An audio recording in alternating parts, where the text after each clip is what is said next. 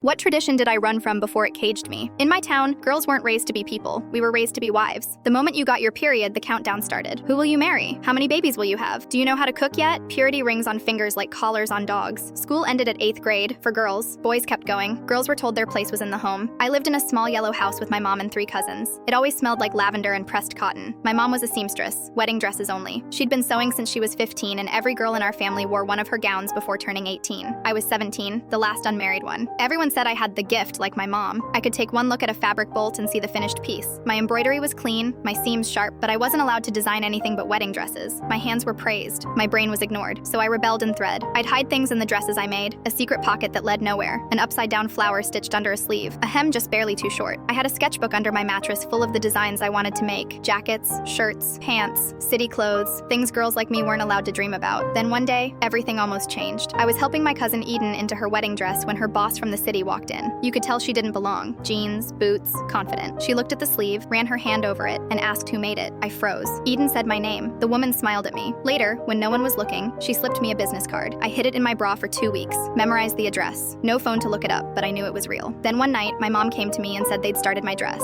That meant I'd been promised. I wasn't even told who yet, just that I'd meet him next Sunday. I went numb. That night, I took money from the sewing machine, my sketchbook, the card, a needle kit, scissors, and a bag of clothes. I stitched a fake wedding dress, just good enough to fool them. At 3 a.m., I left. I tucked a note into my cousin Mara's sewing kit before slipping out. It said, "This isn't the only way." I took the first bus I could and found the address. It was a tiny studio above a ramen shop. The woman's name was Jess. She let me sweep the floors in exchange for a corner to sew. I didn't know how to buy groceries or ride the subway. I got sick eating only crackers, but I kept showing up. I watched, I worked late, I copied Jess's patterns. After a few months, I was allowed to hem, fix sleeves, add buttons. At 6 months, I was doing assistant design work under a fake name. I wore jeans, I laughed, I existed. Then my brother Isaac showed up. He came in pretending to be a client, asked for me by my real name. I came out, saw him, and froze. He pulled me aside and said, "Come home or I'll ruin this place." He had fake legal papers saying I was a runaway minor, even though I was 18. Said I had 1 week. That night, I burned every wedding sketch in a coffee can behind the studio. I cut my hair off with scissors in the bathroom mirror, deleted every post, every trace of my real name. I walked out of that life again. Clients started dropping the studio after rumors spread. Jess hugged me and said I had to go, for now. I didn't leave alone. Another intern, Ray, grabbed her backpack and followed me out. "You're not vanishing," she said. "You're starting over." We found a tiny apartment above a laundromat and shared a mattress. Ray helped me open a freelance account. I sewed jackets and she posted them. Slowly, the money started coming. We made enough to live. A few months later, I got a box in the mail. Inside was Mara's sewing kit. My note was still there, and a letter. She said she believed me now. She wasn't ready yet, but she would be. I cried like I hadn't cried since I left. Now I teach a weekend class I call Rebel Threads. It's for girls who want to make clothes but don't know where to start. Some are like me, some aren't. Doesn't matter. They all get a sewing kit, and inside each kit is a note. This isn't the only way.